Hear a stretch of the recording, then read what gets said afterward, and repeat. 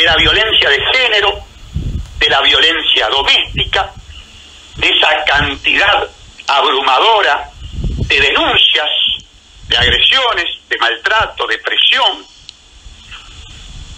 La gran responsabilidad es del gobierno, vuelvo a repetir, en la degradación de la educación, en la degradación de los valores de la familia, en la degradación de toda la parte social.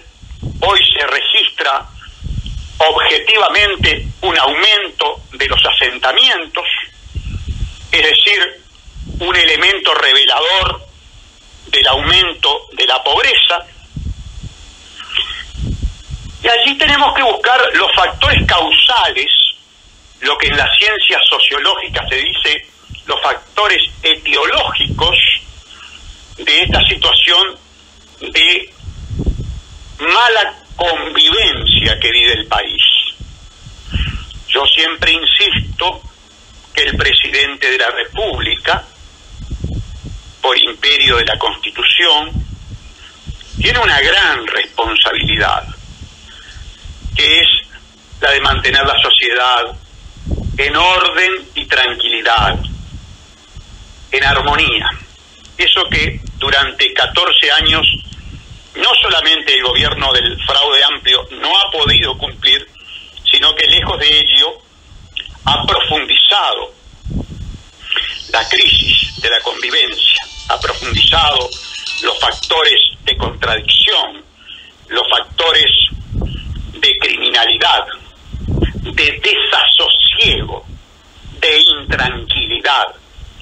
Esa situación emocional que vive el pueblo uruguayo de terror, y de ahí emana justificadamente nuestra caracterización de gobierno terrorista de Estado por omisión, porque el doctor Vázquez no lee la Constitución y menos va a cumplir con la Constitución. Ya sabemos que él tiene un profundo desprecio por la Constitución. Desde el momento que, siendo presidente de la República, hace actos de campaña y confiesa en su discurso que son actos de campaña. Eso es sentir desprecio por la Constitución, subestimación e irrespetuosidad para con su pueblo, para con los gobernados. Los datos económicos confesados por el ministro Astori nos demuestran que efectivamente el tema económico está incidiendo enormemente en todo este proceso que ya no lo podemos llamar crisis, sino que lo tenemos que llamar degradación.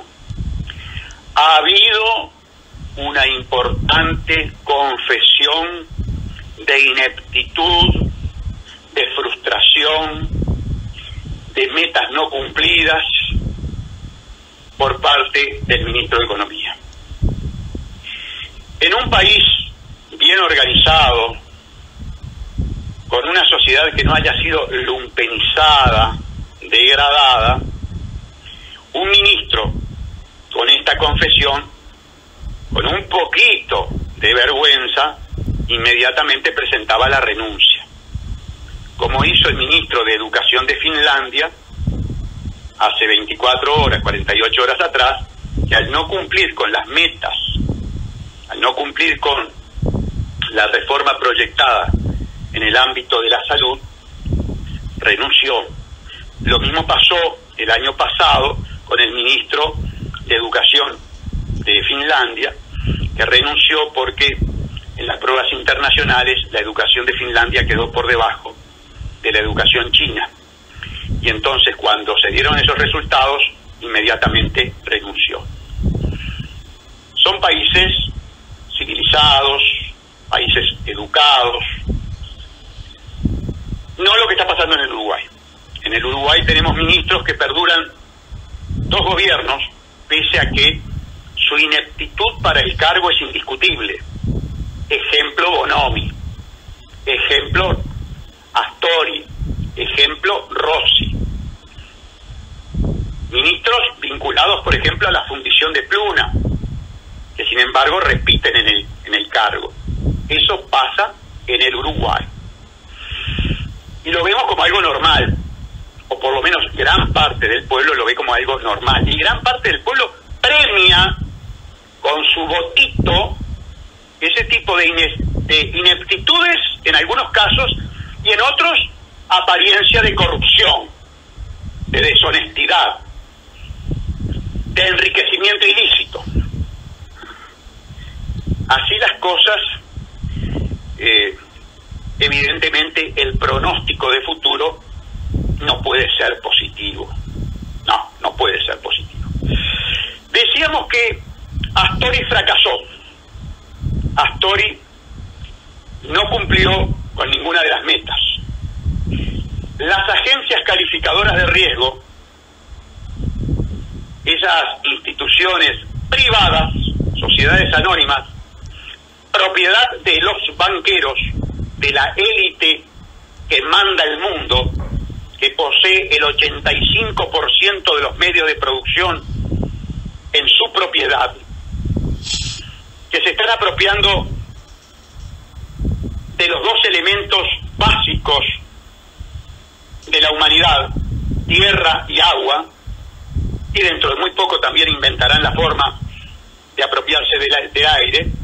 Hoy me comentaba un amigo que en Japón hay empresas privadas que suministran oxígeno, aire puro, en determinados lugares para que el ciudadano pueda oxigenarse sin contaminación. Es decir, que también se están apropiando del aire. Ese es entonces el panorama que nos presenta el futuro, la apropiación de los tres elementos vitales por parte de las corporaciones. Muy bien. Pero volviendo al tema de Astori, le decía que las cuentas no le cierran, el déficit fiscal es superior al 4% del PBI. Y lo más importante, este dato que es el dato que las calificadoras tienen en cuenta, la ecuación entre el ingreso, es decir, lo que recauda el Estado, y lo que paga por concepto de interés de la deuda externa. Las calificadoras tienen un tope, tienen números rígidos, le dicen al gobierno: usted no puede destinar más del 8 o 9% de los ingresos al pago de la deuda. Si usted destina más, es porque sus números están en rojo y las posibilidades de no pagar los intereses de la deuda son muy importantes. Por lo tanto, le bajamos la calificación. No está haciendo bien los deberes. Astori no está haciendo bien los deberes. ¿Con respecto a qué? Bueno, con respecto a los acreedores. Y tampoco está haciendo bien los deberes con respecto al pueblo. Es decir, que no está cumpliendo con ninguno de los dos. Esa ecuación, esa relación, en este momento es del 12.35%. Es decir, está muy por encima de lo tolerable por parte de las agencias calificadoras de riesgo, que ya bajaron la nota y que nos tiene muy en el límite, caminando por la cornisa, en cuanto a la pérdida del grado inversor. Hay un terrible despilfarro de dinero. En ese despilfarro de dinero, amigos, hay un elemento muy importante: la corrupción. Este gobierno ha instalado la corrupción estructural. Es más, en un acto de desparpajo, de provocación al pueblo uruguayo, el presidente de la República fue al templo del despilfarro con apariencia criminal, al Antel Arena. Ustedes saben, se acaba de publicar, el Tribunal de Cuentas, no con algunas disidencias, es decir, no por una unanimidad, estableció que el Antel Arena costó $90.350.000, es decir, más del 100% de lo que había sido proyectado, presupuestado inicialmente. Esa cifra es dudosa, pero aún tomándola como cierta, imagínense que es prácticamente imposible poder administrar como un buen padre de familia cuando usted hace un cálculo y al final de la obra ese cálculo resultó errado en un 100%. En el Antel Arena hace toda esta teatralización de la rendición de cuentas, porque en realidad no rinde cuentas. Hace un discurso político electoralista tratando de obtener el cuarto gobierno. Para ellos, para la élite fraudeamplista que está gobernando, que está además sospechada de corrupción en cantidad de instituciones, que si no hay procesamientos es porque hay una maquinaria de impunidad, como les digo siempre, es muy importante tener el cuarto gobierno. Las cuentas no cierran, como acabo de explicarles, las agencias calificadoras están amenazando con bajar la deuda, con bajar la calificación, y evidentemente todo eso proyecta sus consecuencias al ámbito social, como les indicaba recién, con aumento de los asentamientos periféricos, irregulares, cantegriles, como se decía antes, con un porcentaje de gente, por lo menos en lo que respecta a Montevideo, viviendo en cantegriles superior al 11%. Es decir que de cada 100 personas en Montevideo, 11 o 12 vive en asentamientos precarios en cantegriles. Al mismo tiempo se dan otros factores muy importantes. Se da el factor del asistencialismo. El asistencialismo, amigos, no es una creación del fraude amplio.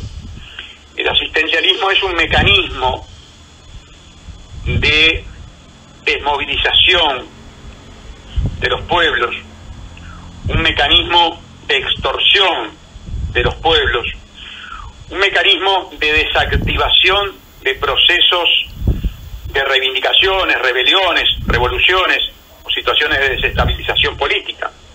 Es una válvula de escape. Funciona muy sencillo. El funcionamiento es un funcionamiento matemático. El gran capital, la élite internacional, este conjunto de corporaciones que mandan el mundo y que ya está absolutamente mapeado, ese conjunto de corporaciones, el mapa de esas corporaciones y sus relaciones la hizo claramente una universidad de Zúrich, y la tienen ustedes en internet, pueden googlear las 147 corporaciones que mandan el mundo, y ahí van a llegar al estudio este, que se hizo en Suiza, vamos a entendernos, se hizo en un país netamente capitalista, en la cuna de los banqueros. Allí está el Banco Internacional de Pago, el banco privado más importante del país, del planeta Tierra, que es el banco central de los bancos centrales. Así que sospecha de inclinaciones ideológicas marxistas, anticapitalistas o cosas por el estilo, no tiene. Pero les decía que el asistencialismo es una cuenta. El gran capital dice: la expoliación de los recursos de este país, que es rico en tierra y agua, me genera tanto rédito.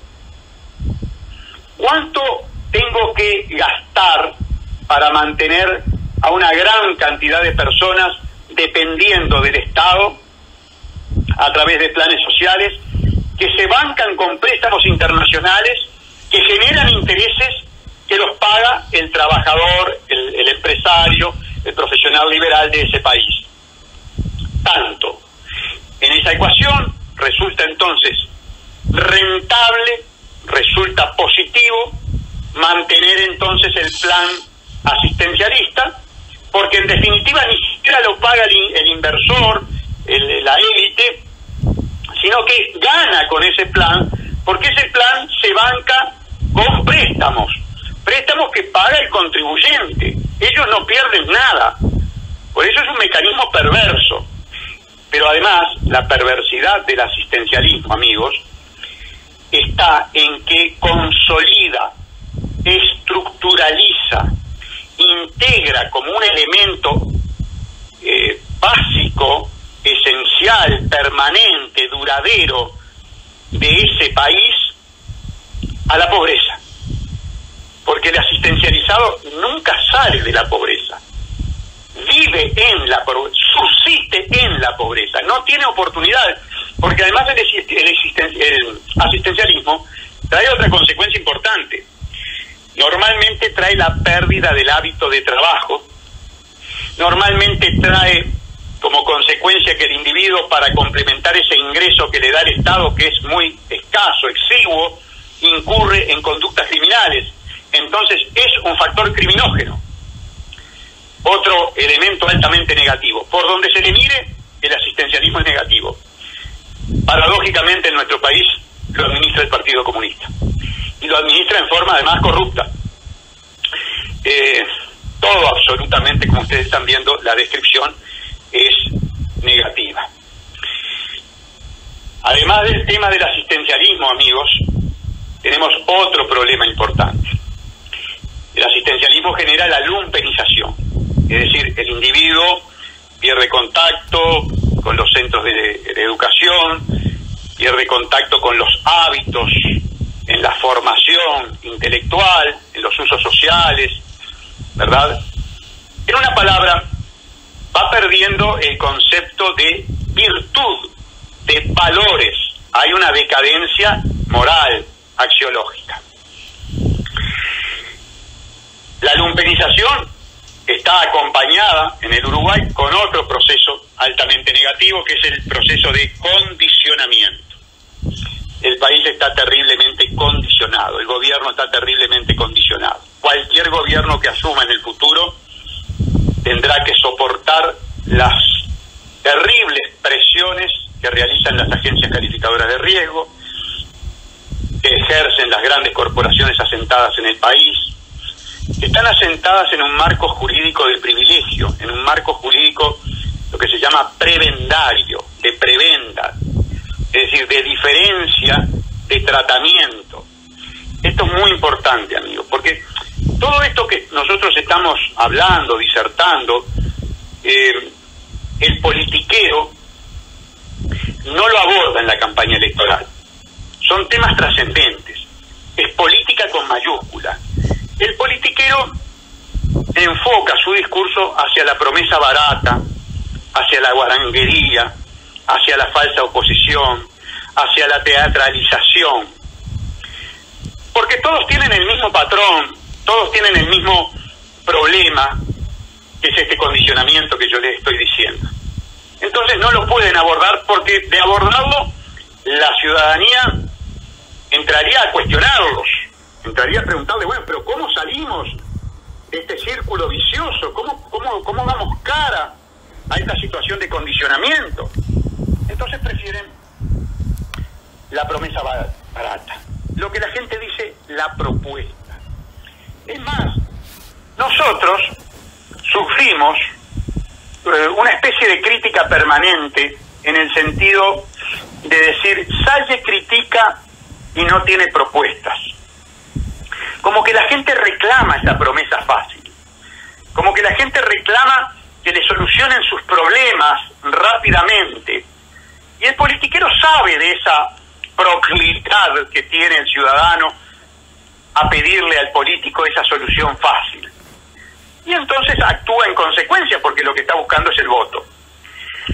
Nosotros no procedemos así, porque no somos políticos profesionales, porque somos simples ciudadanos que, frustrados por la ineficacia de nuestra gestión contra la corrupción a nivel judicial, decidimos tener gravitación, la que podamos, en otro ámbito de mayor resonancia, como es el ámbito político partidario. Gustavo, pero, sí. Si tú me permitís, vamos a cumplir con los compromisos que tenemos, y en instantes volvemos a estar en contacto contigo, porque me preocupa mucho la actitud de este pueblo, porque cuando hablo de este pueblo, quiero que se entienda bien, del pueblo uruguayo, porque no tiene participación activa en los actos políticos. Como nunca, al menos que yo recuerde, vamos a tener 26 candidatos presidenciales. No, 22 hombres y 2 mujeres. 24 en total. Bien. Y yo no veo que haya entusiasmo, efervescencia.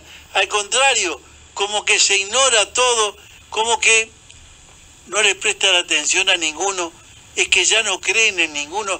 ¿Qué es lo que está pasando con mi gente en este país? Pero vamos a una pausa y en instantes continuamos hablando de esto y muchos temas que tú tienes para compartir. Ya volvemos. Correcto, con mucho gusto. ¿Cómo interpretarlo? ¿Hay desidia de parte del pueblo uruguayo?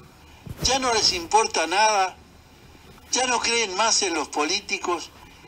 Y esto se lo voy a preguntar directamente al doctor Salle, que es uno de los precandidatos a la presidencia de la República. Gustavo, ¿qué pasa con la gente? ¿No cree más en los políticos?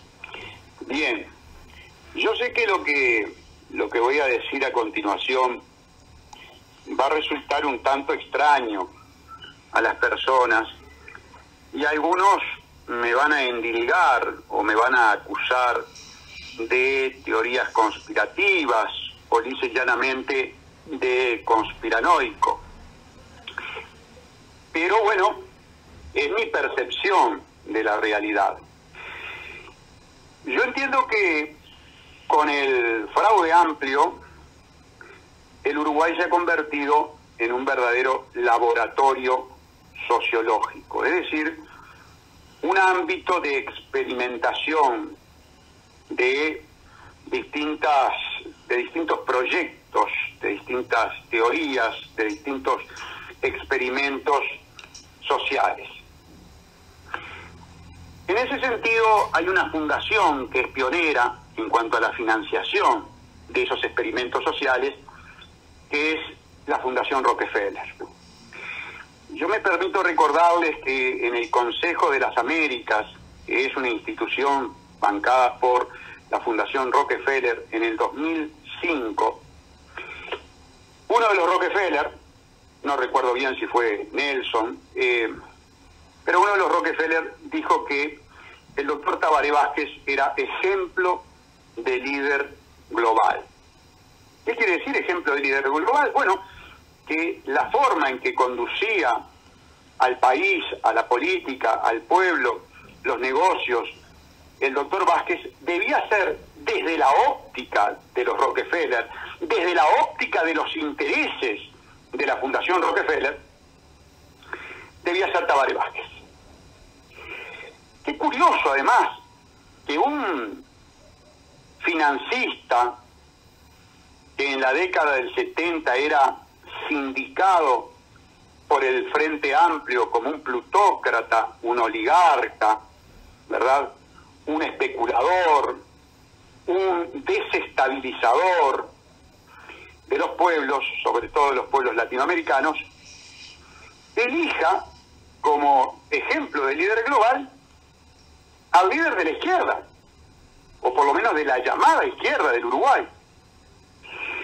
Claro, empezó a pasar el tiempo, ya han transcurrido 9 años de aquel discurso y ahora nos damos cuenta. Nos damos cuenta que efectivamente para los intereses de las grandes corporaciones a las que promueve la Fundación Rockefeller, el doctor Tabaré Vázquez ha sido un ejemplo. Para el pueblo uruguayo, naturalmente, si gana Rockefeller, pierde el pueblo. Es como el caso de Soros. Si gana Soros, pierde el país donde Soros especuló. Bien, y eso pasó con el doctor Vázquez. Hay institutos, Adolfo, especialmente destinados al control de las masas, a la manipulación de las masas.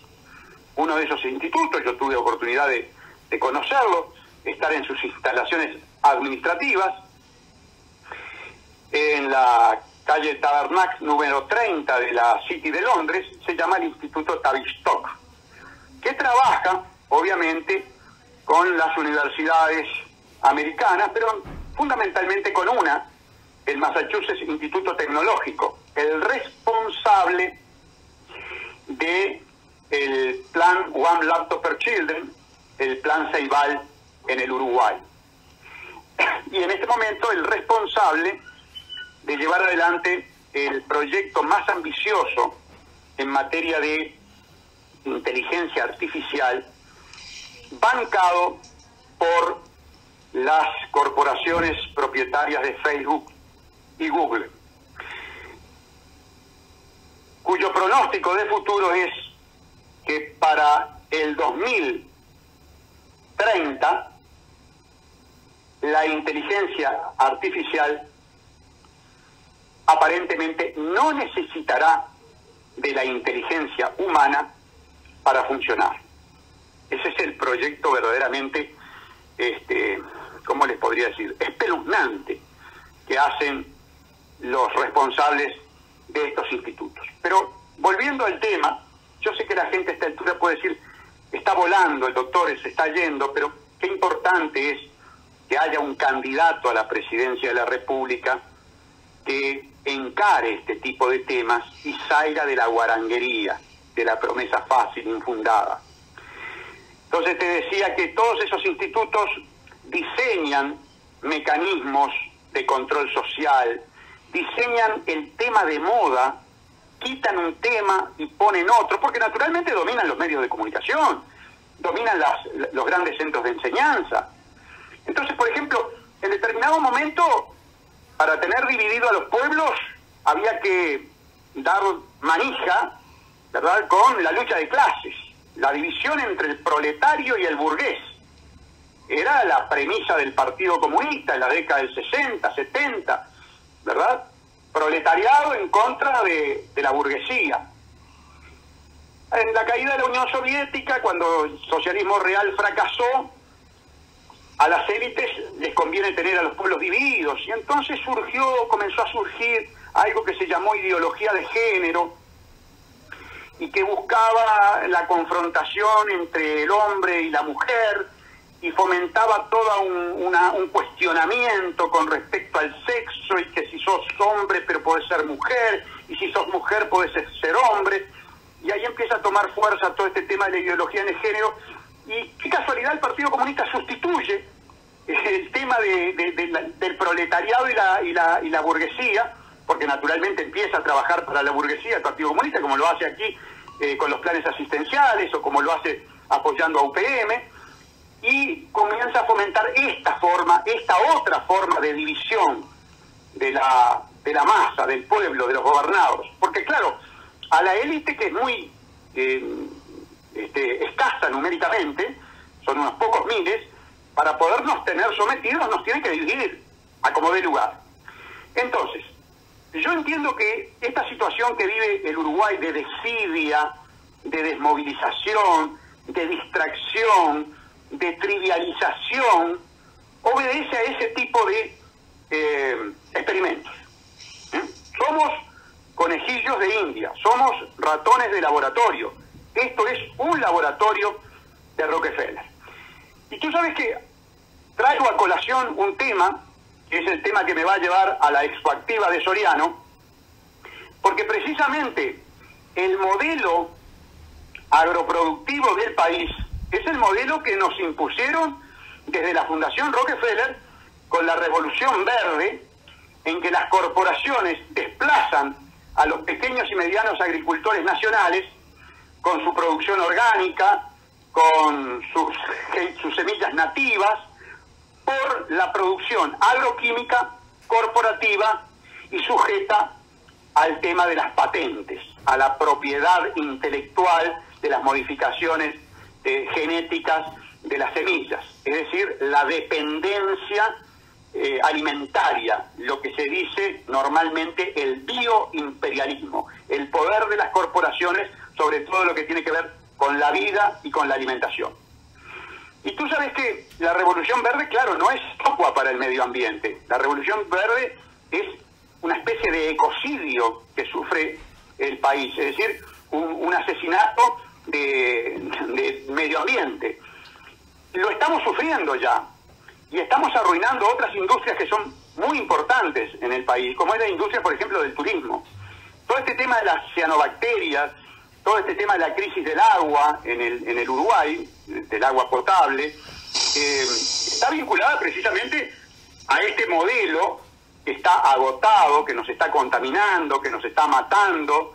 Y yo sé que las grandes corporaciones en el país lo van a defender, nos van a denostar, nos van a querer refutar con teorías que emergen precisamente de los científicos mercenarios de estas corporaciones, pero la realidad rompe los ojos.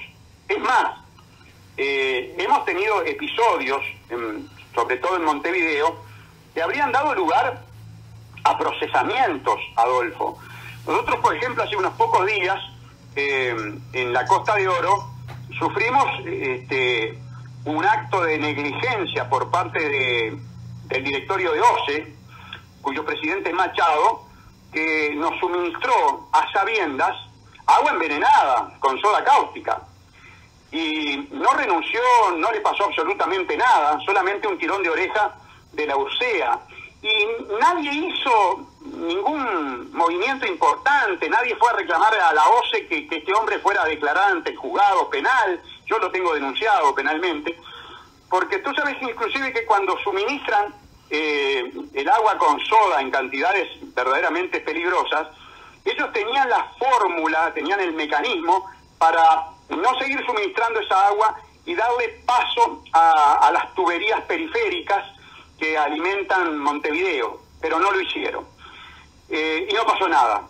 Entonces, tú decías muy bien, aquí los jerarcas, los responsables, reconocen fallos que implican muerte, que implican intoxicación, que implican silencio no peligro, y no pasa absolutamente nada.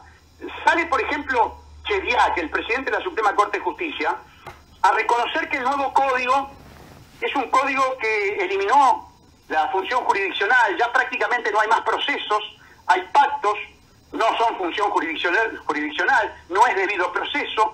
Él se autoproclamó padre de esa criatura que es verdaderamente nefasta para el país, no renuncia, nadie le reclama nada, sale el fiscal general a reconocer que las cárceles son instituciones que fomentan la reincidencia, perfeccionan el crimen, reconoce que el sistema está colapsado, que necesita más presupuesto, que necesita más fiscales, que en realidad el código no valoró bien los números, y no pasa nada. El único que pidió la destitución por medio del derecho de petición del artículo 30 de la Constitución fue el doctor Salle. Sale, por ejemplo, el ministro del Interior a reconocer que el sistema falló porque, bueno, le mataron a una policía y ahí falló el Estado, y viene fallando el Estado por los crímenes en las cárceles, por el terrorismo de Estado por omisión, por el aumento de los crímenes, y sigue siendo ministro y no pasa nada. Y entonces, y sin embargo, fíjate, Adolfo, y sin embargo, yo lo estoy viendo en este momento por la televisión, una marcha que tiene un destinatario, diríamos, indeterminado, yo diría abstracto, etéreo, porque en la marcha en ningún momento reclama al doctor Vázquez, no le reclama al gobierno, cuidado, esta marcha no le reclama al gobierno, debería, pero no lo hace. Pues es una marcha fundamentalmente frente amplista, vamos a entendernos. A mí me gusta hablar las cosas por lo claro. Yo sé que los otros candidatos no se animan a decir esto, pero yo me juego que el 80% de los que están ahí son frente amplistas. No le reclaman al gobierno, no le reclaman, al contrario, buscan otro enemigo. Pasan frente a la iglesia del Cordón, y la iglesia del Cordón tiene que estar vallada y tiene que estar con policías de choque, como que la iglesia del Cordón o como que la iglesia católica fuera la responsable de que no se respete la Constitución y la ley en el país. Bueno, todo esto está direccionado. Qué casualidad que las masas se mueven hacia la ideología que está bancada por la gran élite internacional.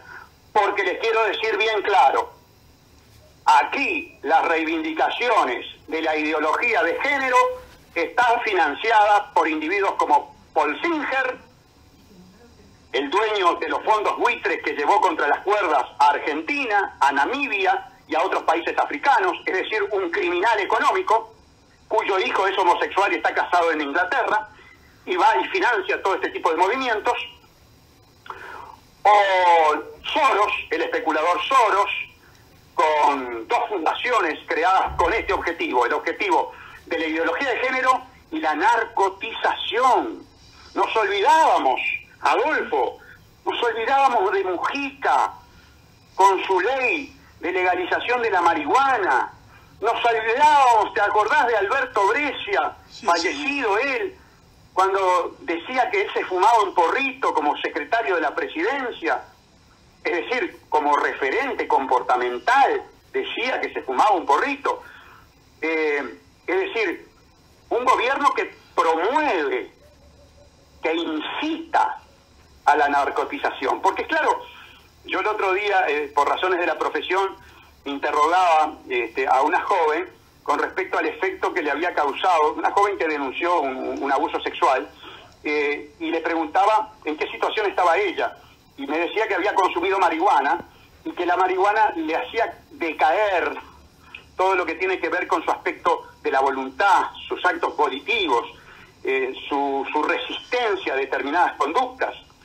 Y bueno, fue objeto de abuso, pero vuelvo a repetir, estaba narcotizada con la marihuana y había perdido esa capacidad de reacción, ese ímpetu volitivo, Y bueno, eso se traduce también en todos estos otros temas. Fíjate que este gobierno, al tiempo que nos narcotiza o narcotiza a los jóvenes, a mí como viejo no me va a narcotizar, jamás toqué un cigarro de marihuana, ni siquiera de tabaco, pero fíjate que nos obligó a ser esclavos de los bancos, a que los bancos administren nuestro dinero, a no tener derecho a que el fruto de nuestro trabajo entre en nuestro bolsillo. Mujica nos dijo, ustedes no pueden tocar el dinero va directo a los banqueros. El que formó parte del grupo que mató a Pascasio Báez en nombre de la lucha contra los banqueros, contra el Fondo Monetario Internacional, que cometieron ese crimen espantoso, cuando llegaron al gobierno y se hicieron amigos de la oligarquía, nos bancarizaron a prepo.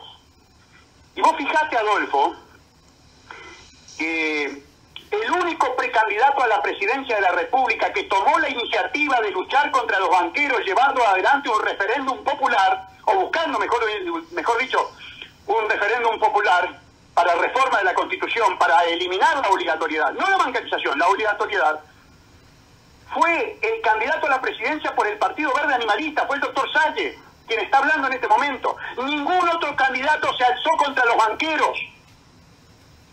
Y sin embargo, Adolfo, te tengo que decir que no llegamos ni cerca a las firmas que requeríamos. No llegamos ni cerca. Estamos doblados, estamos esclavizados.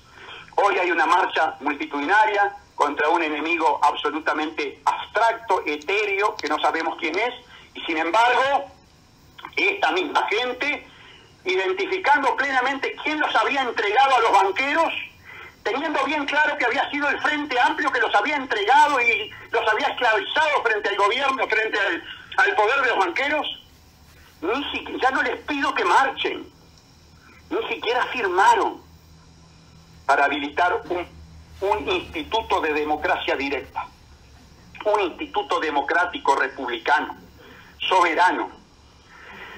Bueno, ese es el fruto, la consecuencia de los trabajos de experimentación sociológica que se hacen en el país. Yo sé, les puede sonar muy raro, muy loco, vamos a ser claros, muchos por ahí dicen, bueno, el viejo Salles está loco.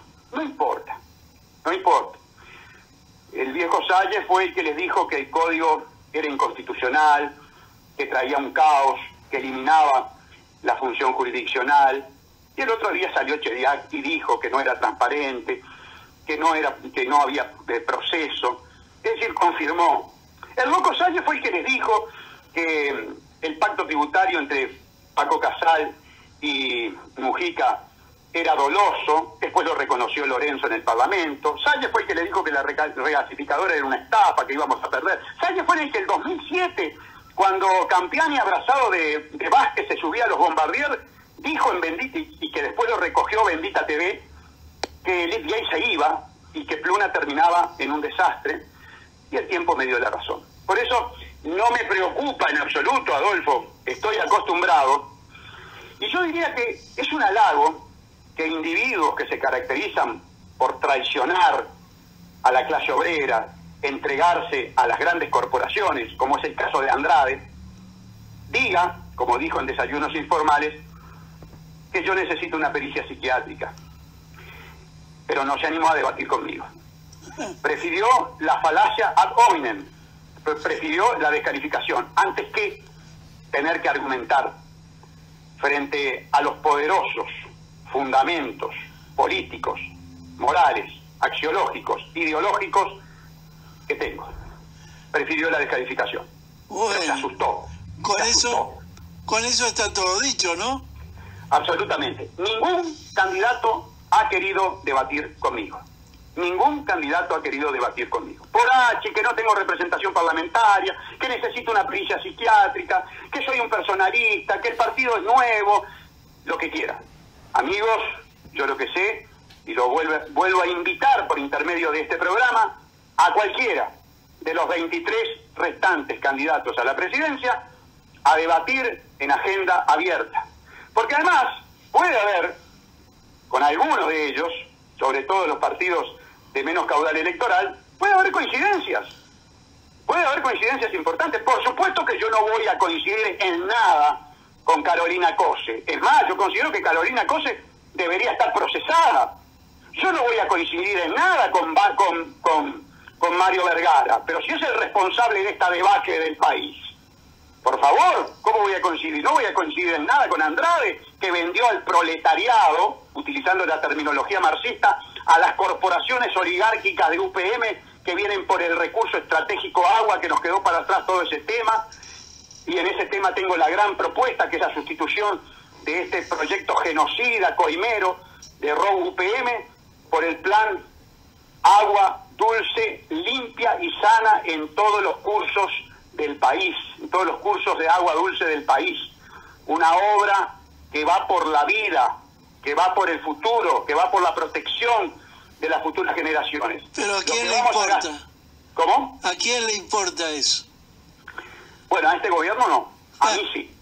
Claro. A mí sí. A mí me importa la vida. Yo estoy en política porque me propuse luchar por la vida, por las futuras generaciones. Yo ya tengo 61 años. Es decir, la mía no importa. Pero tengo 3 nietos y 2 muy chiquitos. Eso fue una gran motivación para estar en este tema. Estar en este tema, ¿sabes cómo, Adolfo? Sí. Yo no soy un juntavotos. Yo no voy a tocar la música que quiera escuchar el pueblo. Yo voy a cumplir con mi conciencia y voy a decir lo que desde mi óptica, desde mi visualización de la realidad, considero que es la verdad. Podré estar equivocado, pero con lealtad. Como debe no ser. soy juntavotos. Como debe ser. Como debe ser. Bueno, Gustavo, tenemos que Muchas gracias por el amplio espacio, Adolfo. entregar, porque ahora se vienen los números, la danza de la fortuna, pero quiero agradecerte mucho y nos estamos reencontrando en cualquier momento. Con todo gusto, muchas gracias. Un abrazo, como siempre. Un abrazo.